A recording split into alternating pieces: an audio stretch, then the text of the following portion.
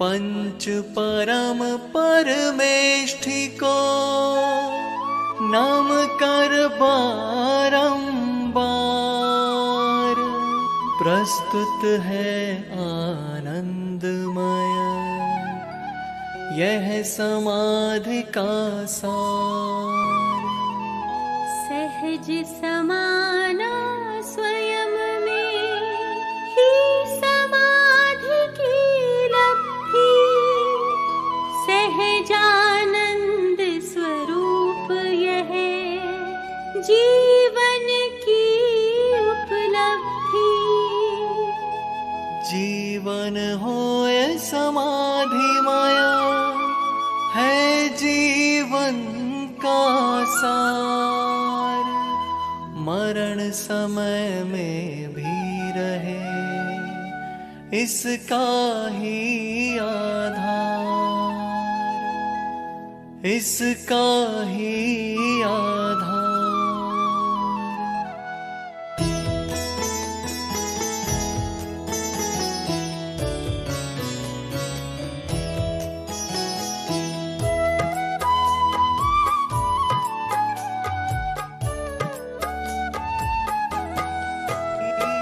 सब द्रव्यों का सहज परिणमन सदा सहज ही होना है, तुम्हें नहीं कुछ करना है, बस सहज जानते रहना है। जो कुछ भी होना अपने में सहज भाव से होना है, उसमें भी तो फेर फार का कुछ विकल्प न करना है।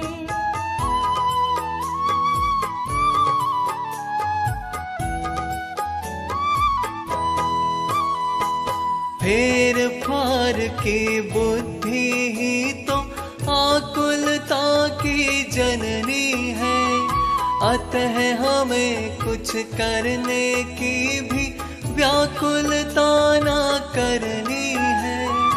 आकुलता ही परम दुख यदि हमें निराकुल रहना है, करने धरने का भाव तजोश्री जिनवर का यह कहना है।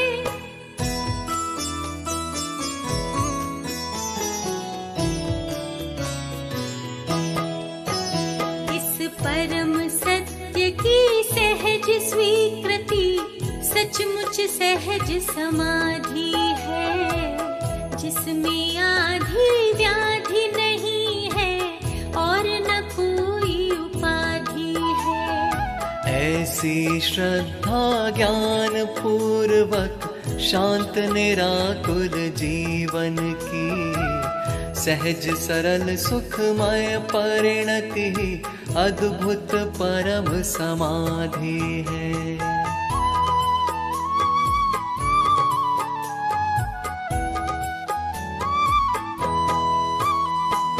जो कुछ होना सहज भाव से ही तो होता रहता है, सब सहज भाव से होने पर कुछ करना शेष न रहता है।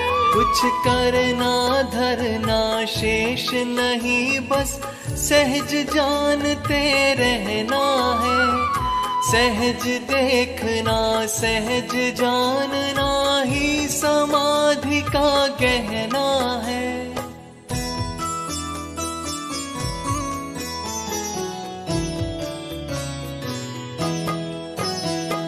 सहज समाधि शांत भाव है, सहजानंद निराकुल है, व्याकुलता का लेश नहीं ना, व्याकुल है ना आकुल है।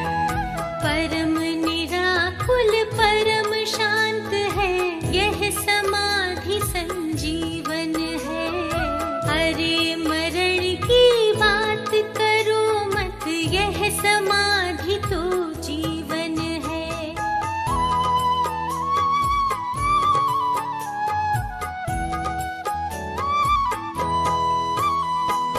यह यह समाधि तो जीवन है, जीवन की गौरव गरिमा है। साम्य भाव की जननी यह, इसकी तो अद्भुत महिमा है। अरे समाधि मरण नहीं है रे, समाधि तो जीवन है। सहज समाधि मोह क्षोभ से रहित परिणमन ही तो है।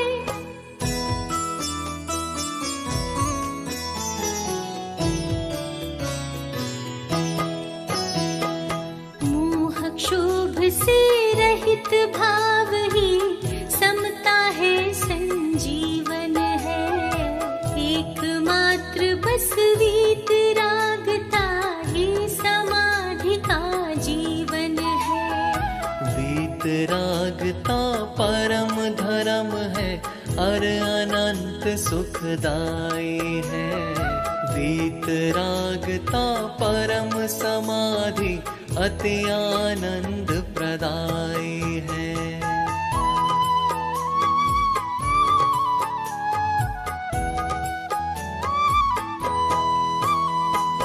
निज आत्म में जमना रमना, जिसमें आधि न व्याधि है।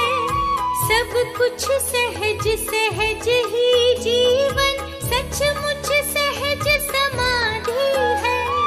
सारा जीवन हो समाधिमय, सहज भाव से समता हो। पर द्रव्यों पर भावों में ना अपनापन ना ममता हो।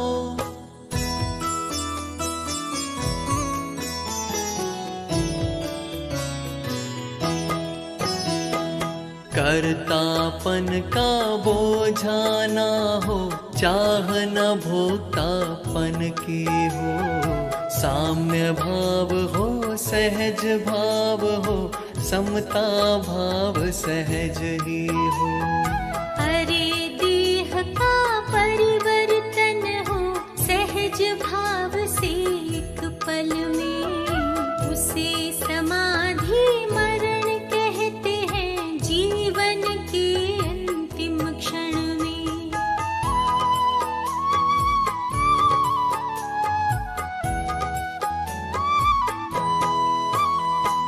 सभी द्रव्य है नित्य निरामय, हर स्वभाव से सदा अटल।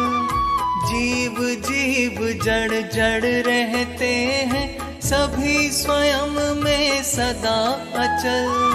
द्रव्य रूप से नहीं बदलते, पर पर्याय बदलती है। पर्याय तो एक समय भी बदले बिना न रहती है।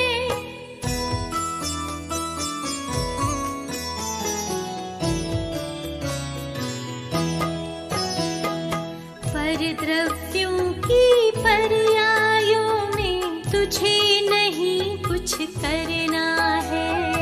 और अपनी पर्यायों में भी अदल बदल ना करना है।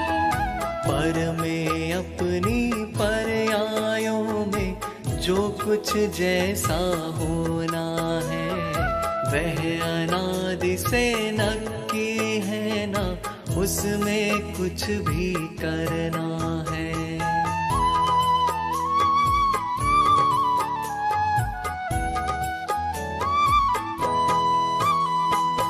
अरे किसी के माथे पर कुछ भी करने का भार नहीं। समता भाव न जागेगा जब तक होंगे निर्भर नहीं। समता भाव बिना समाधि भी कभी नहीं हो सकती है। और अकर्ता भाव बिना निर्भर नहीं हो सकते हैं।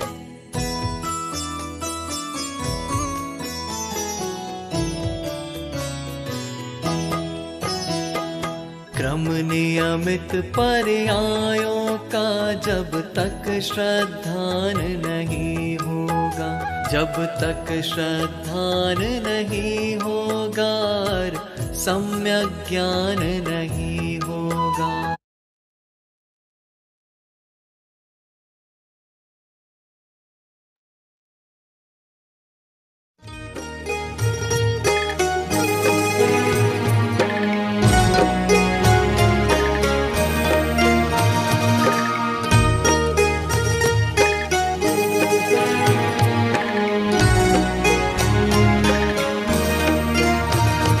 शब्दवाद नय षट द्रव्य गुण पर्याय और प्रमाण का, जड़ कर्म चेतन बंध का, अरु कर्म के अवसान का, कहे कर स्वरूप यथार्थ जग का, जो किया उपकार है उसके लिए जिन वाणी माँ को वंदना शत बार है।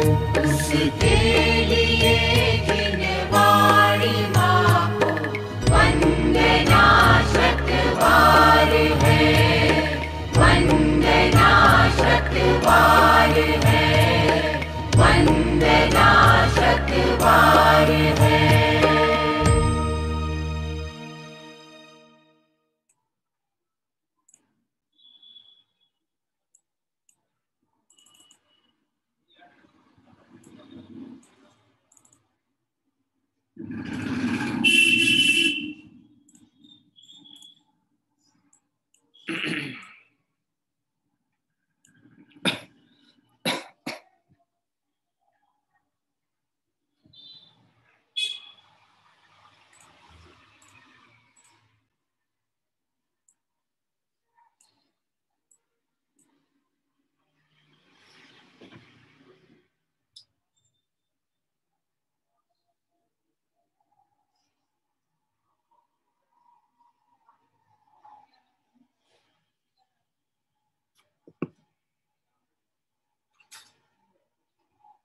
सभी साधर्मियों को जय जिनेंद्र। ये मंगलाचरण पूर्वक स्वाध्याय करते हैं, प्रारंभ करेंगे।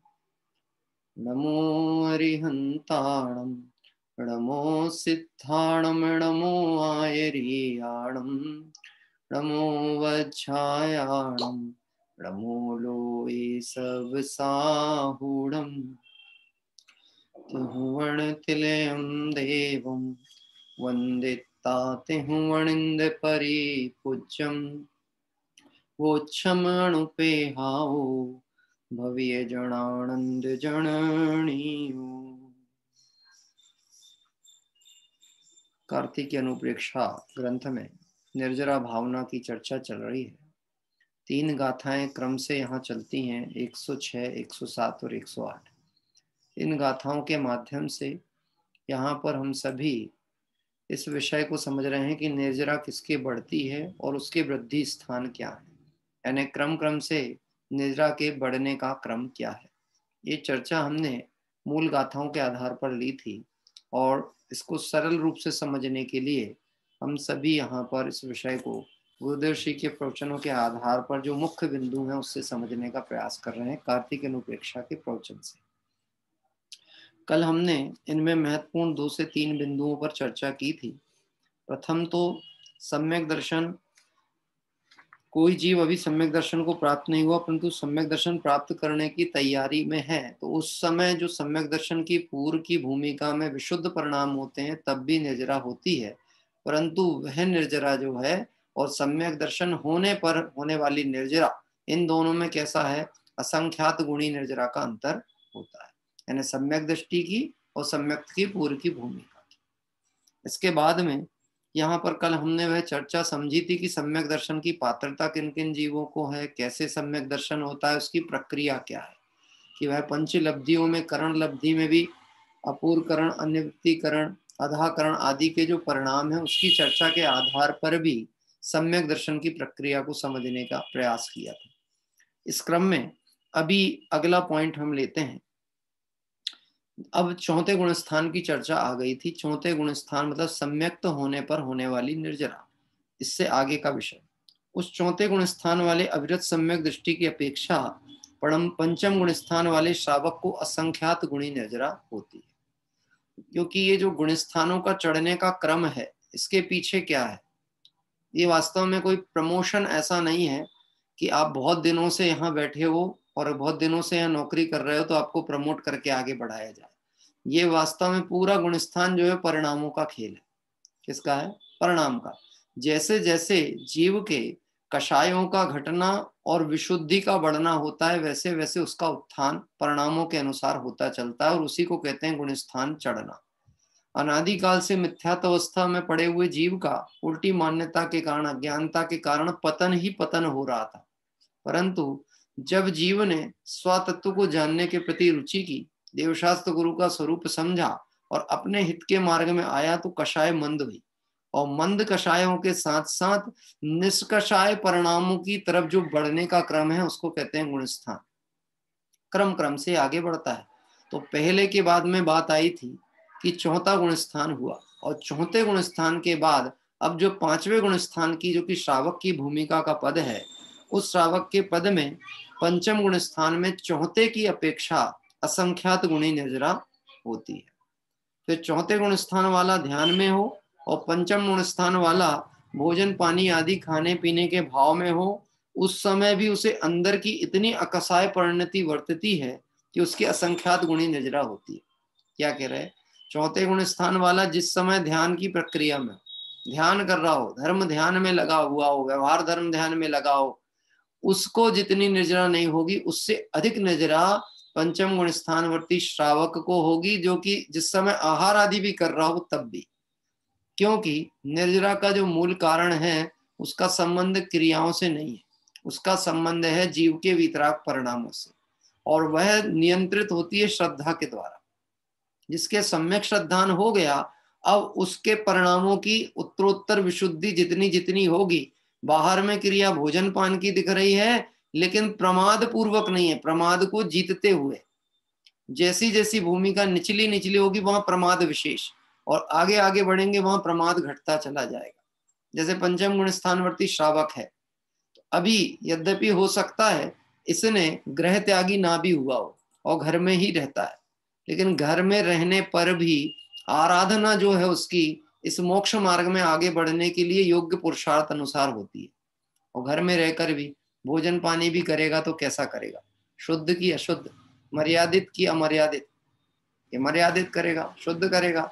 अभी यह शुद्ध और मर्यादित करने का जो भाव है, ये मंद कषाय का परिणाम, और साथ साथ करते करते काल में भी बार बार यह संकेत आता है, ये रस की लोलुपता ना हो, क्योंकि रसों की लोलुपता होगी, इसका मतलब है मैं स्वरूप से च्युत हो रहा हूं, मैं अपने को आहार लेने वाला मानता हूं।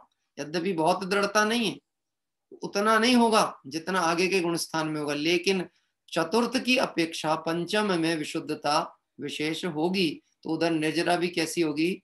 असंख्यात गुणी निर्जरा चौथे से पांचवे के जीव को होगी। और उस समय हो सकती है जिस समय वह कुछ उसकी भूमिका अनुसार कार्य में भी लगा हो, और चौथे गुण स्थान वाला धर्म ध्यान आदि क्रिया में लगा हो, तब भी असंख्यात गुण श्रेणी निर्जरा पांचवे वाले, उस समय भी उसे अंदर इतनी अकषाय परिणति वर्तती है कि उसे असंख्यात गुणी निर्जरा होती है। उसे ज्ञायक भाव का विशेष अवलंबन हो गया, उसी से निर्जरा है, किसी बाह्य की क्रिया से निर्जरा नहीं। देखो स्पष्ट किया ना, निर्जरा का मूल कारण क्या है? अपने स्वरूप की रुचि, स्वरूप का श्रद्धान, ये निर्जरा का कारण है। बाहर में भोजन शुद्ध कर रहे हैं, ये मुद्दा नहीं है कि वो धर्म ध्यान में लगा है, ये नहीं, वो विकल्पात्मक में लगा है, ये भी विकल्प। लेकिन विशुद्धि का संबंध किससे हो रहा है? स्व की तरफ रुझान और जुड़ाव कितना विशेष होता चला जा। इसी तरह आगे आएगा देशवती श्रावक। देशवती श्रावक मतलब पांचवा गुण स्थान हुआ था।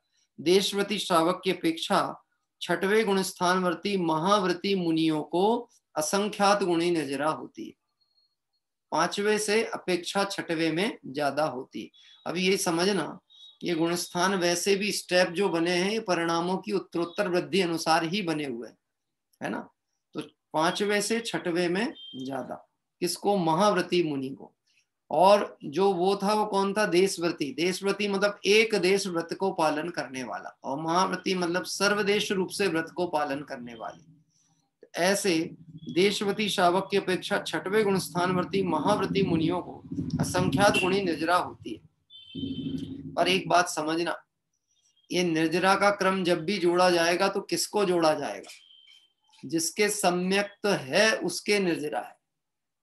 ऐसा नहीं समझना कि छठवां गुण स्थान मतलब नग्न दिगंबर मुनिपना, देशव्रती मतलब वो सांसारिक विकल्पों से बचा हुआ है, व्यापार नहीं करता है, एक सफेद कपड़े पहन के बैठा हुआ है। ये सब कोई प्रकरण नहीं है। यहाँ उद्देश्य ये बताना नहीं है। यहाँ ये बताना है कि श्रद्धान की सम्यक्तता के साथ उसके बाहर में जो भी क्रियाएं हो रही हैं वह क्रियाएं उसकी निर्जरा का कारण नहीं है, पर जैसे जैसे उसके अकषाय वृत्ति और विशुद्धता बढ़ती चली जाती है वैसे वैसे निर्जरा विशेष होती है। उस देशव्रती श्रावक की अपेक्षा छठवें गुण स्थानवर्ती महाव्रती मुनियों को असंख्यात गुणी निर्जरा होती है। उन्हें ज्ञायक भाव का इतना अवलंबन हो गया कि 3 कषाय चौकड़ी का अभाव हो गया। कौन को? छठवें गुण स्थानवर्ती मुनिराज को 3 कषाय चौकड़ी का अभाव हो गया। अभी भूमिका है शुभोपयोग की विशेष रूप से, लेकिन शुभोपयोग में अटके नहीं रहते, शुद्धोपयोग में जाते हैं, क्योंकि 3 कषाय चौकड़ी के अभाव में जो विशुद्धि हुई है, कौन कौन सी 3 कषाय? अनंतानुबंधी, अप्रत्याख्यान, प्रत्याख्यान। अनंतानुबंधी तो कहाँ हो गई थी? अभाव, चौथे की अपेक्षा से ही कह दिया अनंतानुबंधी। फिर अप्रत्याख्यान 5वें में और प्रत्याख्यान 6वें में, तो 6वें में अनंतानुबंधी भी गर्भित थे, अप्रत्याख्यान और प्रत्याख्यान, तो 3 कषाय चौकड़ी का अभाव। उस देशवती श्रावक की अपेक्षा छठवें गुण स्थानवर्ती महामुनियों को असंख्यात गुणी निर्जरा होती है। उसे ज्ञायक भाव का इतना अवलंबन है कि 3 कषाय चौकड़ी का अभाव हो गया, इस कारण उन्हें विशेष शुद्धता होती है और निर्जरा भी विशेष होती है। अभी ये बात हर समय ध्यान रखना है, निर्जरा का कारण क्या? कषाय का अभाव होने से निर्जरा हुई है कि स्वभाव को लक्ष्य लेने से कषायों का अभाव हुआ है? ये जो कषाय घट रही है किसके कारण से घट रही है? क्योंकि स्वरूप के प्रति लक्ष्य रहता है, स्थिरता होती है, दृढ़ता होती है, तो कषाय टिकती नहीं। हाँ, कषाय तभी टिकती है, कषाय तभी आती है जब जीव प्रमादी होता है, जब जीव स्वरूप के प्रति असावधान होता है तो कषाय आती है। हमें तत्व दृष्टि से विचार करें तो कषाय का कोई कारण जगत में है ही नहीं। और अगर हम बाह्य की दृष्टि से देखें, कर्मोदय की तरफ से देखें, निमित्त को कर्ता माने, तो हमें हर छोटी बड़ी वस्तु कषाय का कारण हो सकती। कभी कभी ऐसा भी होता है, अपना ही उपयोग शिथिल था, अपना ध्यान नहीं था, और चलते चलते हमारा पैर सीढ़ी से टकरा गया, तो गुस्से में हमें ऐसा आता है, बहुत जम के गुस्सा, कि हम सीढ़ी को ही मार दें। या मान लो कोई पत्थर पे टकरा गया, अब बोलो गलती किसकी थी? थी तो गलती अपनी, लेकिन हमारे को गुस्सा ऐसी है कि पत्थर के ऊपर पत्थर पटक दे, क्योंकि निमित्त को कर्ता मानने की दृष्टि पड़ी हुई है ना। बच्चों में अबोधपना होता है ना, छोटे बच्चों को उनको इसी पद्धति से समझाया जाता है, वो निमित्त को ही कर्ता मानते हैं। क्या कह रहे हैं? छोटा बच्चा गिर जाता है तो देहरी को हाथ मारा जाता है, टेबल को हाथ मारते, इसने तुमको मारा, इसने तुमको मारा। ये मालूम क्यों किया जाता है? वास्तव में कोई टेबल ने उसको नहीं मारा, वो अपनी गलती से टकराया था, लेकिन ये बच्चे की बुद्धि इतनी अल्प है कि इसका उपयोग डाइवर्ट कर दिया जाए तो ये अपना दुख भूल जाएगा। क्या कह रहे हैं? उपयोग डाइवर्ट मतलब कैसा? अभी अब उसको ये लगता था इसने मुझे मारा और इसको इसका दंड मिल गया तो मेरा दर्द मिट गया। ये मान्यता सिर्फ बालकों में नहीं है, अज्ञानियों में भी ऐसे ही होती है। क्या? अज्ञानी में ऐसे ही होती है, पर का भला बुरा करके सोचता है उसका बुरा किया यानी मेरा भला, और उसका भला किया तो भी मेरा भला। क्यों? उसका भला किया तो पुण्य बंद हुआ, उसका बुरा किया तो जो मैं चाहता था वो काम हो गया। परंतु दोनों ही स्थिति में जब पर का भला बुरा करने का भाव होता है, ये कषाय भाव है, ये पतन का परिणाम है, उत्थान का नहीं। चौथे, पांचवें, छठवें, सातवें गुणस्थान में अनंतानुबंधी कषाय का विसंयोजन होता है। देखिए, चौथे, पांचवे, छठवे, सातवें गुण स्थान में अनंतानुबंधी कषाय का विसंयोजन। विसंयोजन होता है मतलब उसका चेंज होना, उसका कन्वर्शन होना। किसका? अनंतानुबंधी को कन्वर्ट होकर के अप्रत्याख्यान, प्रत्याख्यान, इनमें कन्वर्शन होता है। कौन से गुण स्थान में? चौथे में, पांचवे में, छठवे में और सातवें गुण स्थान में अनंतानुबंधी कषाय का विसंयोजन होता है। उस समय छठवें गुण स्थान वाले मुनि की अपेक्षा भी विशेष निर्जरा है। क्योंकि कोई को प्रश्न आएगा कि छठवें गुण स्थान वर्ती मुनिराज जिनको तीन कषाय चौकड़ी का अभाव बताया, उनको देशव्रति से असंख्यात गुणी निर्जरा बताई।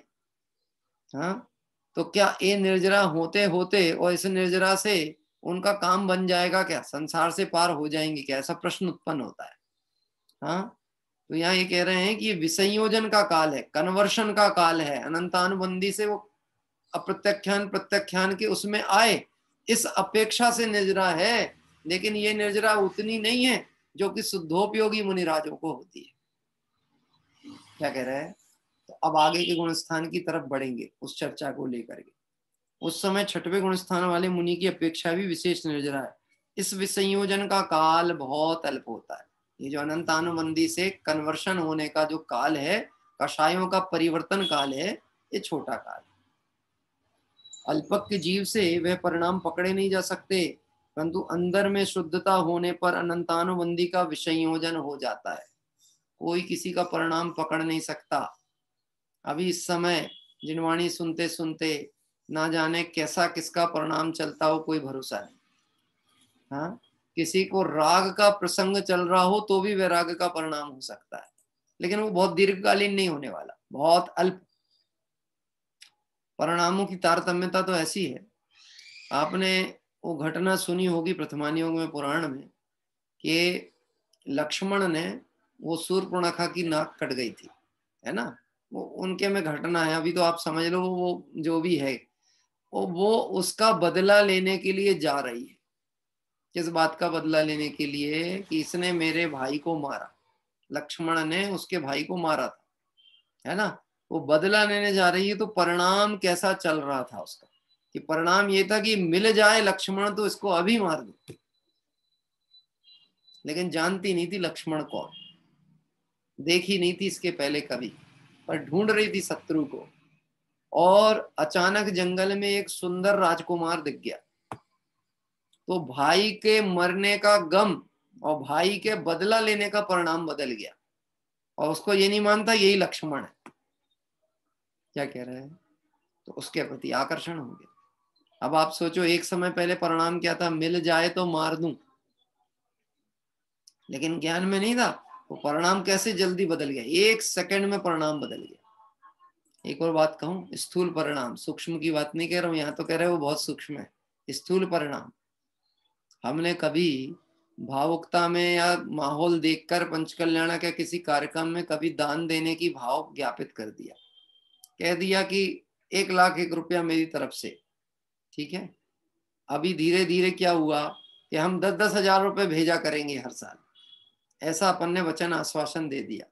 और बाद में कभी ऐसा भी हो कि विस्मरण हो जाए, परिणाम बदल जाए। ये तो साल भर की बात कह रहे हैं। जरा में जीव के परिणाम बदलते हैं। एक मतलब बहुत सूक्ष्म काल है परिणाम चेंज होने का, पता ही ना लगे। अभी कुछ कह रहा है और अगले समय में परिणाम बदल जाए। जो आज मित्र दिख रहा है वो एक क्षण में शत्रु बन जाए, परिणाम बदलने का खेल। ऐसे अल्पज्ञ जीव है, परिणाम पकड़ नहीं सकते, परंतु अंदर में शुद्धता होने पर अनंतानुबंधी का विसंयोजन होता है। ऐसा नहीं समझना कि अनंतानुबंधी मतलब चौथे गुण स्थान में चली गई पूरी। क्या कह रहे? विसंयोजन होता है मतलब उसका परिवर्तन होता है।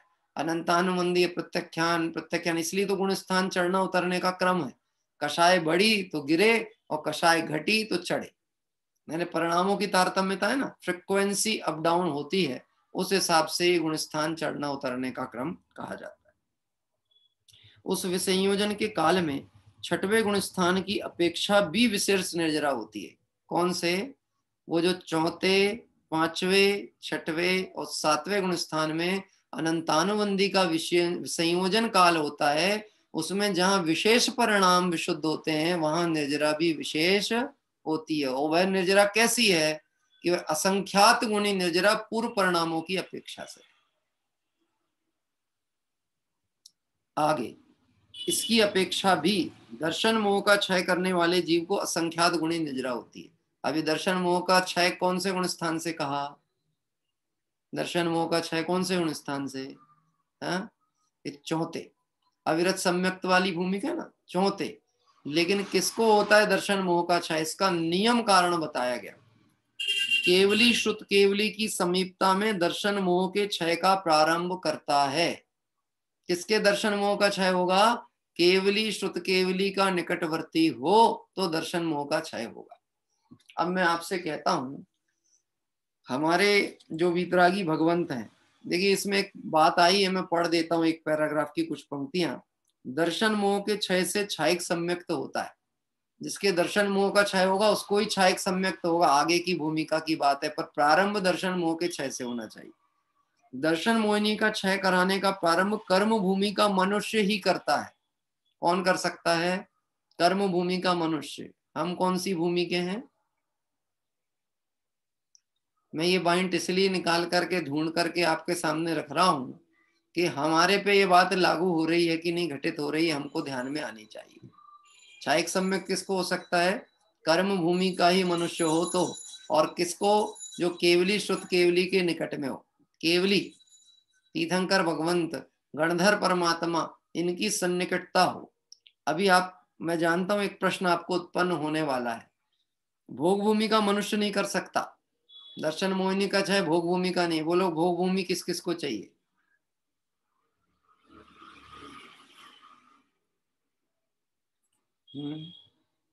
भोग भूमि के बारे में जानते तो होगे ना।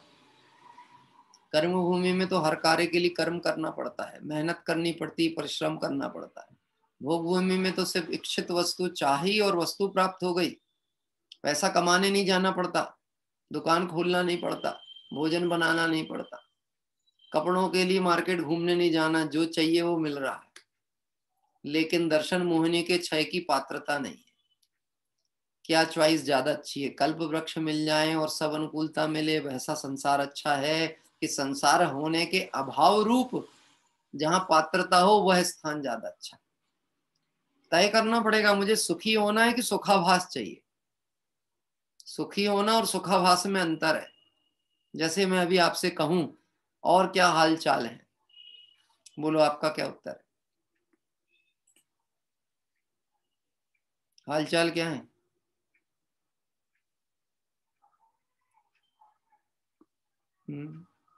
समझ गए आप? क्या बढ़िया है? वास्तव में बढ़िया है कि सुखाभास चल रहा है? अनुकूलता को सुख मान के बैठा है, इच्छानुसार परिणमन को सुख मान के बैठा है, पुण्य के उदय में मिलने वाले संयोग की प्राप्ति को सुख मान के बैठा है। हाँ? शरीर, पुत्र, मकान, स्त्री, घर, संपत्ति ये सब मिल गई और पर्याप्त मिल गई। पर्याप्त तो क्या है, जिसकी वासना पड़ी उसकी पर्याप्त तो होती च नहीं, लेकिन मिल रही है तो सुख मानता है। और ये बढ़ेंगी तो सुखी होऊंगा, ये सुख नहीं है, सुखाभास है। ये मृग तृष्णा है। मृग तृष्णा में सुख नहीं होता, मृग तृष्णा में मरण ही होता है। क्या कह रहे हैं? जगत में जिन्हें सुख दिखता है वह सुखाभास में जी रहे हैं, सुख जानते ही नहीं। सुनना और आगे की बात कहें, जिनवाणी जो सुनते हैं वो सुनने में बहुत आनंद आता है। ये वास्तव में सच्चा सुख है कि इसको सुनते रहने में मंद कषाय जो होती है वह मंद कषाय का सुखाभास है।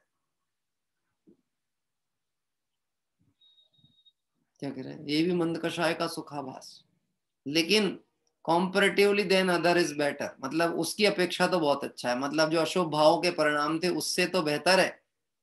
क्या अच्छा लक्षण है ना?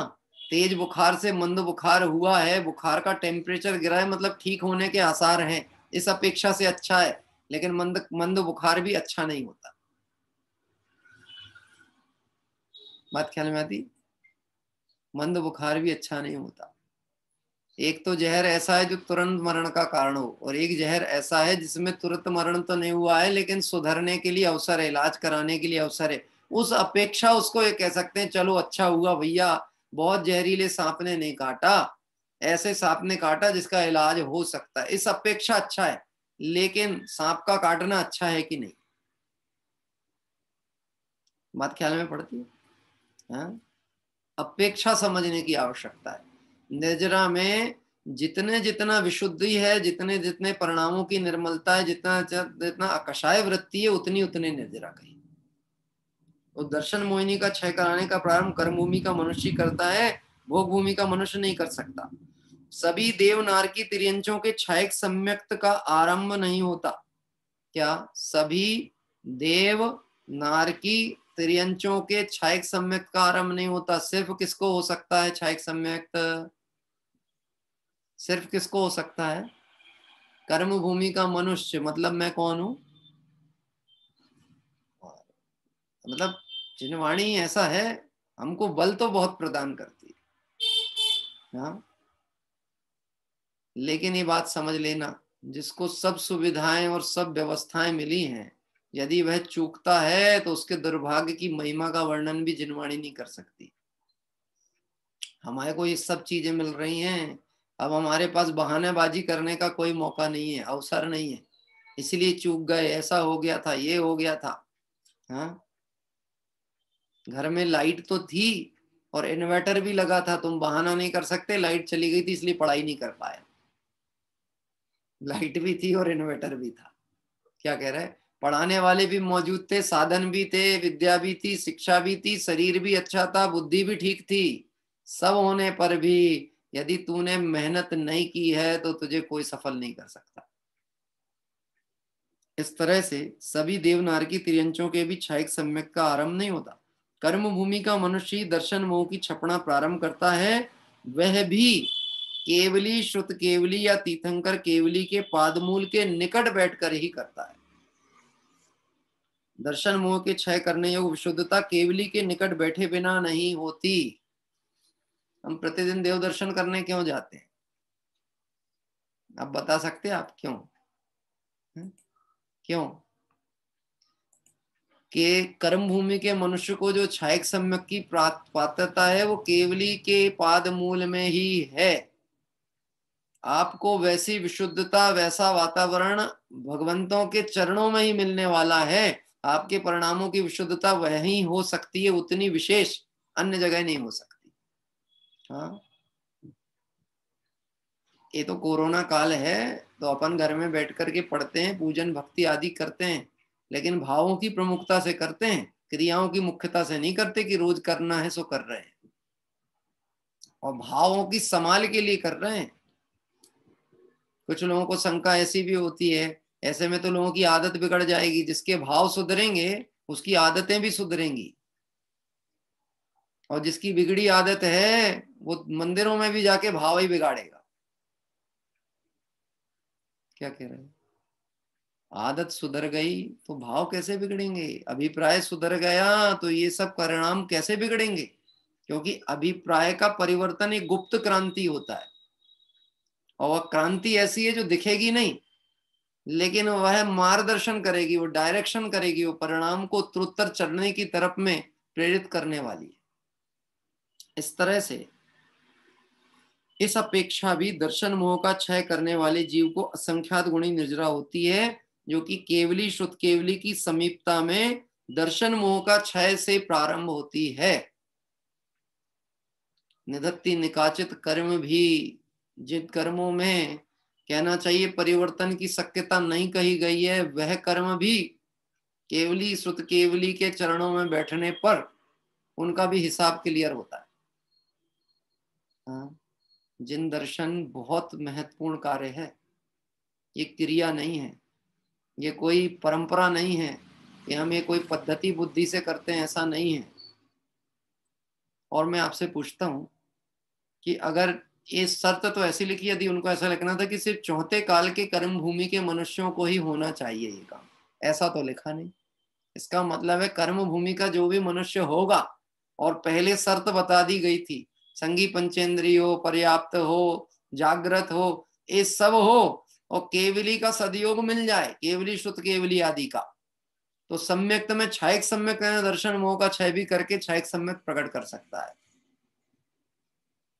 इससे एक बात पक्की हो गई कि चाहे तो अभी संसार के अभाव का क्रम किया जा सकता है, क्योंकि केवली भगवंत हैं। अब कोई कहेगा वो तो कौन से वाले भगवान हैं, सच्ची के हैं कि झूठ मूठ के हैं?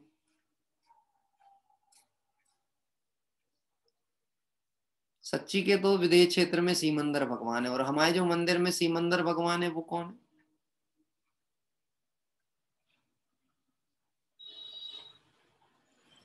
कौन से वाले, आप बताओ। असली वाले कौन है और डुप्लीकेट कौन है?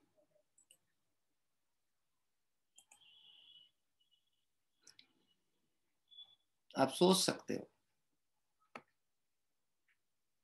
जब तक इस विषय में शंका का दौर चल रहा है, असली वो हैं, ये डुप्लीकेट हैं, काम होने ही नहीं वाला। क्या कह रहे हैं? हमको ये लगेगा कि वो तो वहां है समोषण में विराजमान महावीर भगवान, ये तो उनकी प्रतिकृति है, स्थापना है।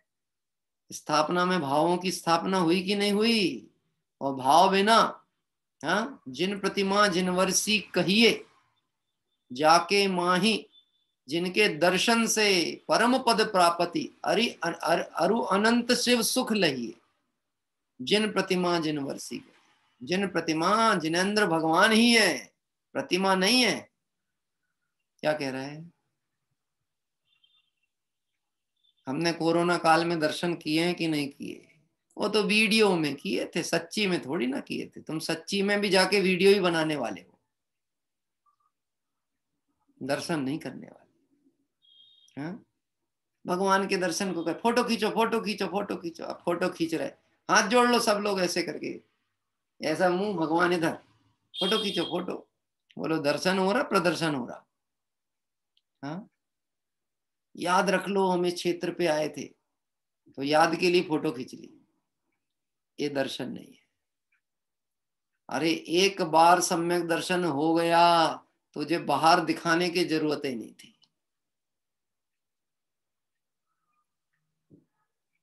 प्रमोद जी, बात ख्याल पड़ती है? हाँ, मंदिर में फोटो नहीं खिंचवाना। हाँ, वहां तो हमारी फोटो खिंचाई रही है, केवल ज्ञानी के ज्ञान में हम झलक रहे हैं और हमारा परिणाम झलक रहा है। क्या फोटो खिंचवाते हो? और क्या स्मरण में रखना, यदि आपको याद भी रखना हो तो जैसे वो वैसा मैं, बस उनको देख के अपने को याद रखना, भगवान को कभी नहीं भूल सकते। बात ख्याल में आती है? उनको देखा और अपना स्वरूप दिखा। जो जान दी अरहंतम, जो अरहंत भगवान को जानता, अरहंत को जानते हैं, सो जान दी अपाणम, वो अपने को भी जानते हैं। और जो अपने को जानते हैं कैसा, अरहंत जैसा, उनके मोह क्षय को प्राप्त होता है। कौन सा? दर्शन मोह क्षय को प्राप्त होता है। बहुत महत्वपूर्ण चीज है।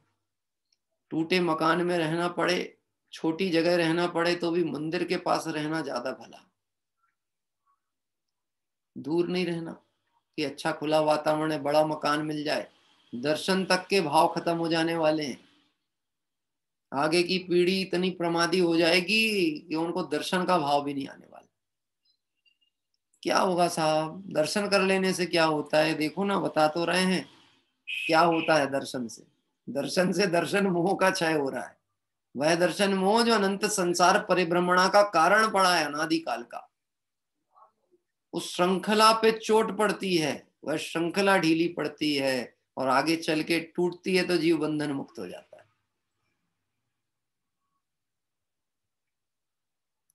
केवली श्रुत केवली की समीपता में दर्शन मोह का क्षय प्रारंभ करता है। उस समय ऊपर कही गई निर्जरा से भी असंख्यात गुणी निर्जरा होती है।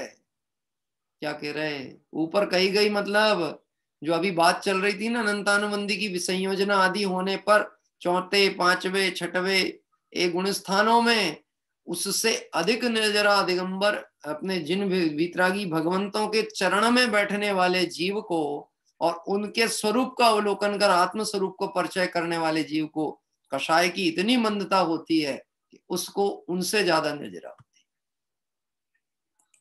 क्या। और छायक सम्यक दृष्टि की अपेक्षा उपसम श्रेणी वाले जीव को यानी 8वें 9वें 10वें गुण स्थान में असंख्यात गुणी निर्जरा होती है। छायक सम्यक दृष्टि यानी अभी जिसकी चर्चा की गई ना, 4थे गुण स्थान वाले से ज्यादा निर्जरा। अभी तो ये क्रम बता रहे थे, अब थोड़ा सा अक्रम प्रक्रिया से भी परिणाम कहाँ कहाँ विशेष विशुद्ध होते हैं बात की जा रही। 4थे गुण स्थान वाले छायक सम्यक दृष्टि से कहीं असंख्यात गुणी निर्जरा।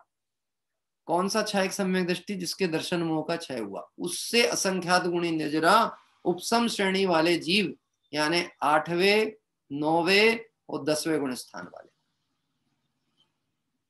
थोड़ा सा गुण स्थानों का ऐसा है, संख्या के पक्ष से रहता है तो कई बार स्मरण में ना बैठे जब तक भली प्रकार समझ में नहीं आए। लेकिन इतना जरूर समझ लेना, परिणामों से ही पतन है और परिणामों से ही उत्थान है। क्या कह रहे हैं?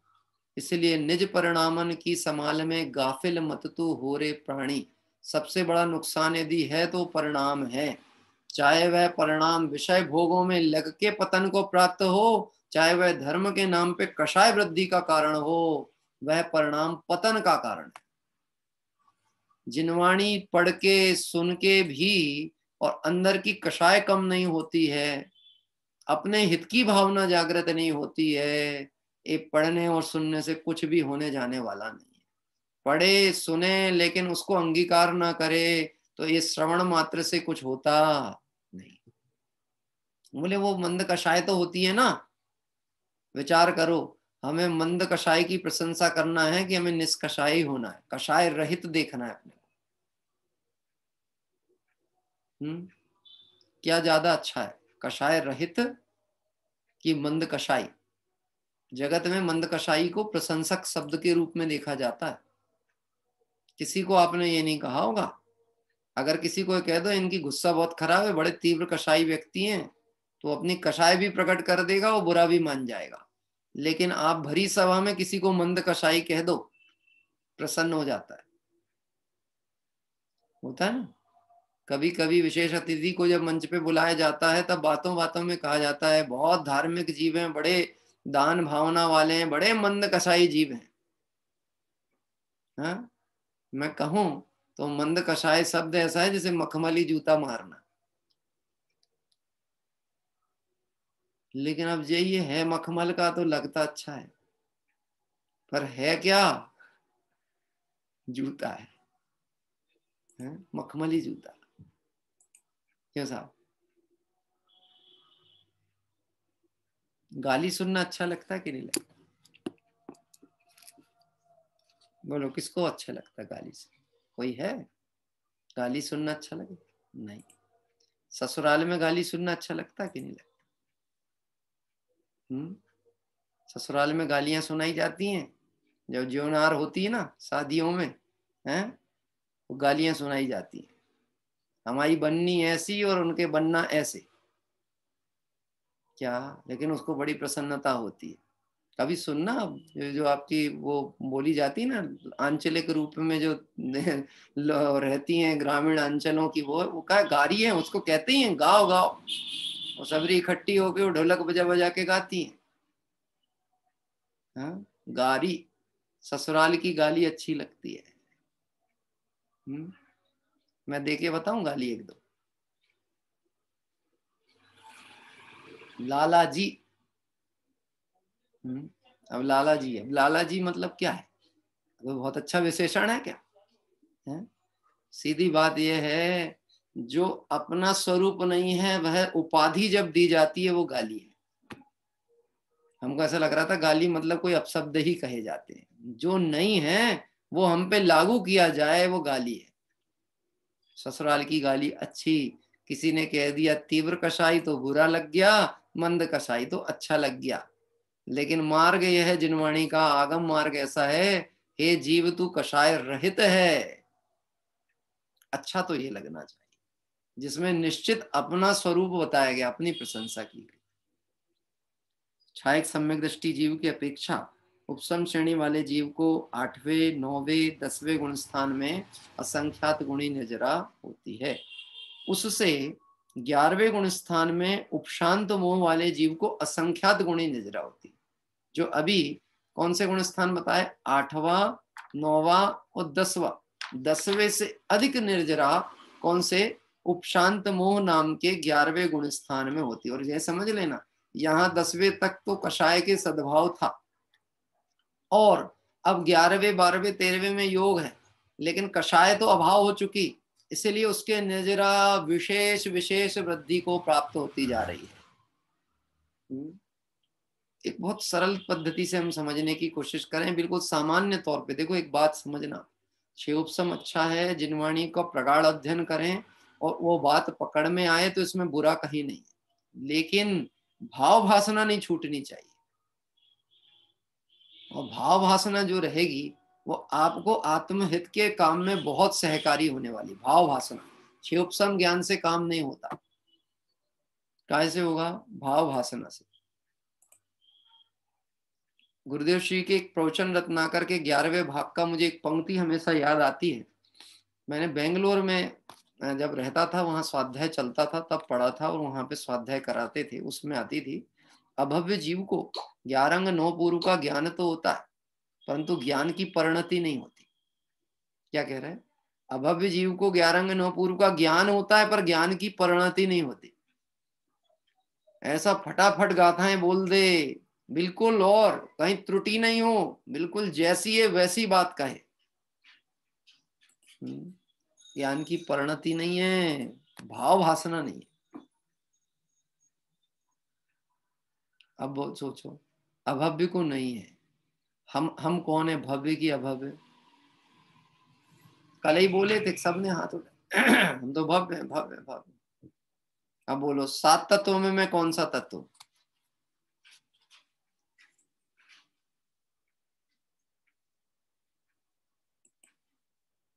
सोच विचार के उत्तर देना। 7 तत्वों में मैं कौन सा तत्व, अच्छा 9 तत्वों में से मैं कौन। अब अपन कलश पे से बोले उत्तर। 9 तत्व गत्वेपि यदि एकत्वम न मुंचति, मैं तो एक ज्ञायक तत्व हूं।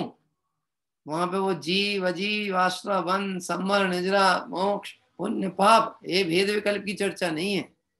क्या शब्द तो याद है, जीव किसे कहते हैं, ज्ञान दर्शन स्वभावी आत्मा को जीव कहते हैं। अजीव किसके कहते हैं, ये जो पुद्गल आदि पदार्थ हैं ज्ञान दर्शन स्वभाव से रहे थे, वो अजीब है। ये सब याद है। और इस बात को पुष्ट करने के लिए आगम के 10 प्रमाण भी याद है, लेकिन बस इतनी खबर नहीं है मैं कौन। क्या अपनी बात चल रही है, अपने भूल की बात कर रहे हैं, किसकी, अपनी। बोलो उत्तर दो, आखिरी प्रश्न विराम ले रहे हैं, मैं कौन हूं।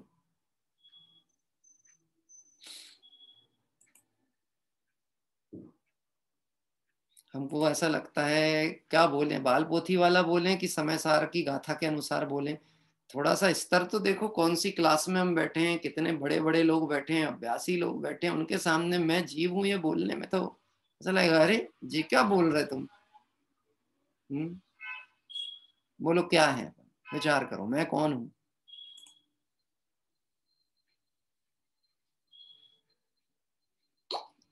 लोग मुस्कुराते रहते हैं, बताते नहीं है। जिसको आ जाता है आनंद, वो भोगता रहता, बताता ही नहीं।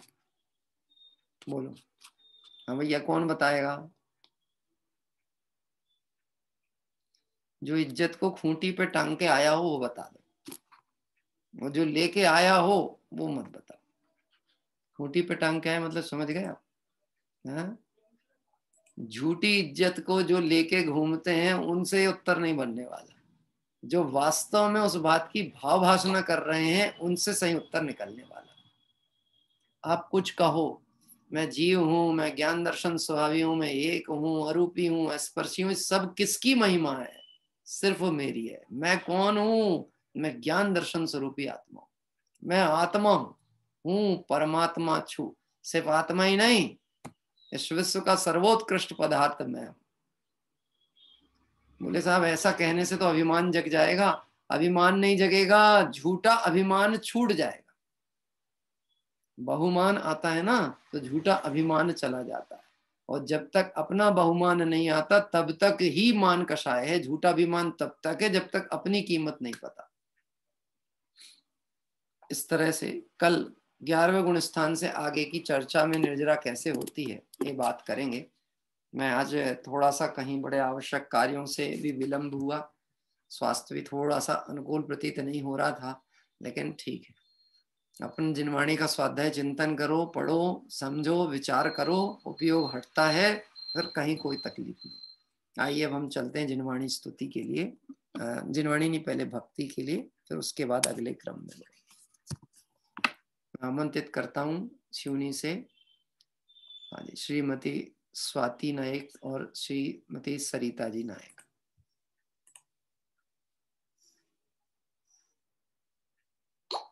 एक मिनट, मैं माइक अनम्यूट कर रहा हूँ। माइक अनम्यूट करो, माइक हो गया। जय जिनेन्द्र। जय जिनेन्द्र।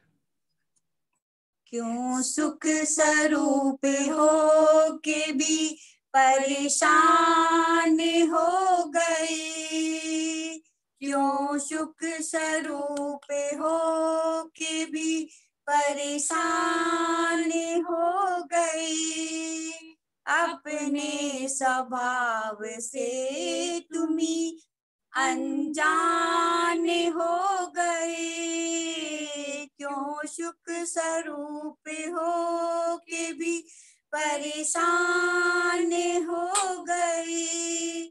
जब पाप का उदय हुआ रो रो झुलस गए, और पुण्य का उदय हुआ अलमस्त हो गए। जब पाप का उदय हुआ रो रो झुलस गए, और पुण्य का उदय हुआ अलमस्त हो गए।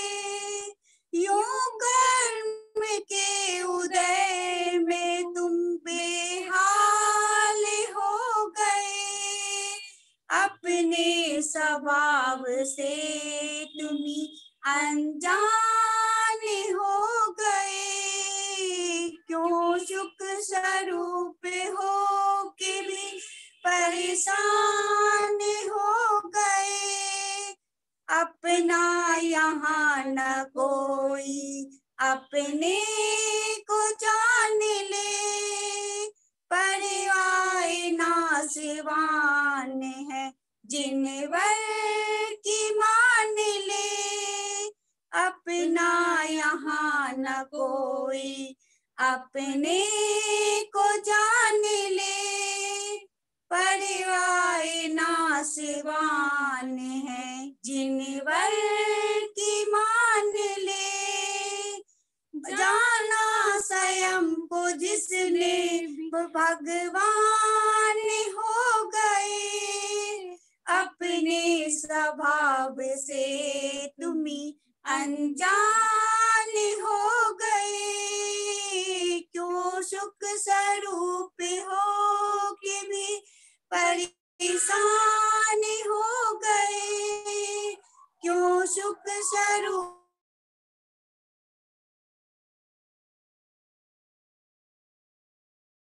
गए, अपने स्वभाव से तुम्ही अनजान हो गए, क्यों सुख स्वरूप हो के भी परेशान हो गए, परेशान हो गए, परेशान हो गए।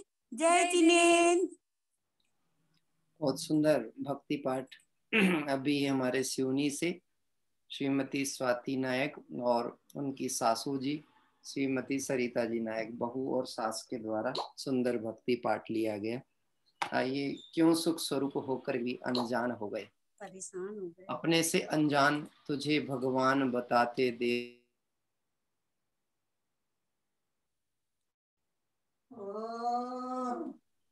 हाँ जी, मेरा माइक बंद था।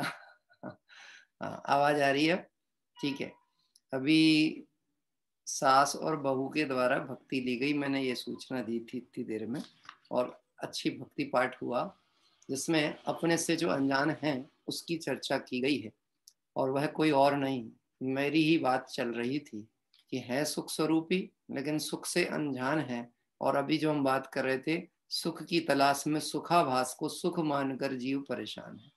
ऐसे इस सुंदर भक्ति पाठ के साथ आइए हम सभी चलेंगे भाव प्रतिक्रमण पाठ की ओर। हाँ जी, कोई ले लेंगे भाव प्रतिक्रमण पाठ?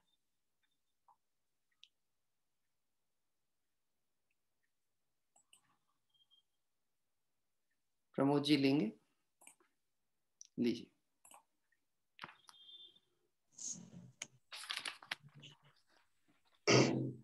हे अरिहंत प्रभु, मुझसे मन वचन काय द्वारा कृत कार्य अनुमोदना द्वारा समरम्भ समारंभ आरंभ द्वारा क्रोध मान माया लोभ द्वारा प्रमाद इत्यादि विभागों द्वारा इस भाव में या पूर्व भाव में सच्चे देव शास्त्र गुरु की अभिनय हुई हो, व्रतों में अतिक्रम प्रतिक्रम अतिचार अनाचार दोष लगाया हो, व्रतों में अतिक्रम व्यतिक्रम अतिचार अनाचार दोष एक इंद्रिय से लेकर पंचेंद्रिय तक किसी भी जीव की हिंसा हुई हो, विराधना हुई हो, दिन या रात में लगाए सर्व दोषों का पश्चाताप व्यक्त करता हूँ, क्षमा मांगता हूँ। वे मेरे सभी दोष मिथ्या हो, मैं मुझ में रहूं। इस प्रकार मैं सभी दोषों का प्रायश्चित करता हूँ। ओम नमः सिद्धेभ्यः।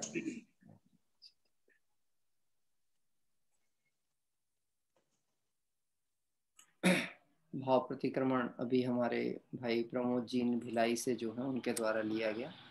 और आइए अब हम सभी जिनवाणी स्तुति के पाठ के लिए पहले चलते हैं। उसके उपरांत कल की मंगल तीर्थ वंदना की जानकारी मैं दूंगा, क्योंकि अभी अभी मुझे सूचना प्राप्त हुई थी कल की जो वीडियो हमें प्राप्त होने वाली परिवार के माध्यम से आकस्मिक कारणों से वहाँ कुछ ऐसी परिस्थितियां निर्मित हुई कि वो वीडियो निर्मित नहीं हो पाया था, लेकिन हमारे पास बैकअप डाटा रहता है पर्याप्त। इसलिए कल हम दूसरे क्षेत्र के दर्शन के लिए कल चलेंगे, जिसकी जानकारी मैं आपको अभी दूंगा। और तब तक हम सभी जिनवाणी स्तुति का पाठ यहाँ पर करते हैं। हाँ जी, मेरे यहाँ परिवार सदस्य ही जिनवाणी स्तुति आज यहाँ ले रहे हैं। सभी साधर्मी मुमुक्षुजनों को हमारा जय जय। कविवर बुद्धजन जी द्वारा रचित जिनवाणी स्तुति है, हम सभी उसका चिंतन करेंगे। हो जिनवाणी जो तुम मोको तारोगी तारोगी, हो जिनवाणी जो तुम मोको तारोगी तारोगी। आदि अंत अविरुद्ध वचन ते, आदि अंत अविरुद्ध वचन ते, संशय भ्रम निर्वारोगी निर्वारोगी। हो जिनवाणी जो तुम मोको तारोगी तारोगी।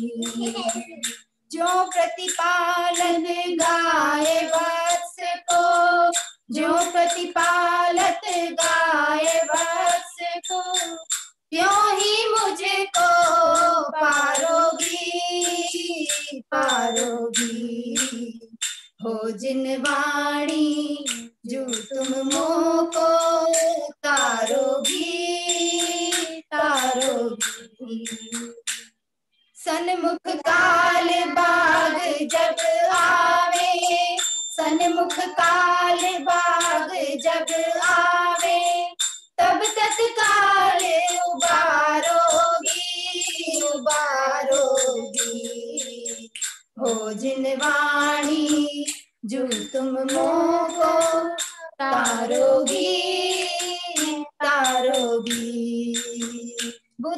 दास दीन वे माता, बुद्ध जन दास दीन वे माता, या विनती उर धारोगी धारोगी, हो जिन वाणी जो तुम मोको तारोगी तारोगी। उलझी रहो मोह जाल में, उलझी रहो मोह जाल में, ताको तुम सुर जाओगी सुर जाओगी, हो जिन वाणी जो तुम मोको तारोगी तारोगी, हो जिन वाणी जो तुम मोको तारोगी तारोगी तारोगी तारोगी। जय जिनेन्द्र। बोलिए द्वादशंग में जिनवाणी माता की जय हो। बुद्धजन जी की सुंदर जिनवाणी स्तुति पाठ अभी हम और आप सभी ने सुना। वो जिनवाणी जो तुम मोको तारोगी तारोगी। वास्तव में कली काल सर्वज्ञ की उपमा से विभूषित माँ जिनवाणी ही है जो इस दुष्म पंचम काल में हम सब जीवों के लिए आधार है और मोक्ष मार्ग का दिग्दर्शन करने का एकमात्र कारण। इस तरह से सुंदर जिनवाणी स्तुति पाठ के बाद कल के तीर्थ क्षेत्र की वंदना में मैंने अभी अभी तय किया कि कौन सा क्षेत्र अपन करें। तो कल सुबह हम सभी चल रहे हैं कल्याणक क्षेत्र की ओर, जो बहुत ही सुंदर क्षेत्र है। श्री विमलनाथ दिगंबर जैन अतिशय क्षेत्र कंपिल जी, और यह कंपिल जी वह क्षेत्र है जहां पर विमलनाथ भगवान के गर्भ, जन्म, तप और ज्ञान कल्याणक, ये 4 कल्याणक संपन्न हुए थे। साथ ही साथ आदिनाथ और पार्श्वनाथ भगवान का समोशरण आदि धर्म व्यवहार भी इस क्षेत्र पर हुआ था। सुंदर क्षेत्र है। इस उत्तर प्रदेश फरुखाबाद के निकट पड़ने वाला इस क्षेत्र के कल प्रातः काल पूजन दर्शन अवकाश का दिन है।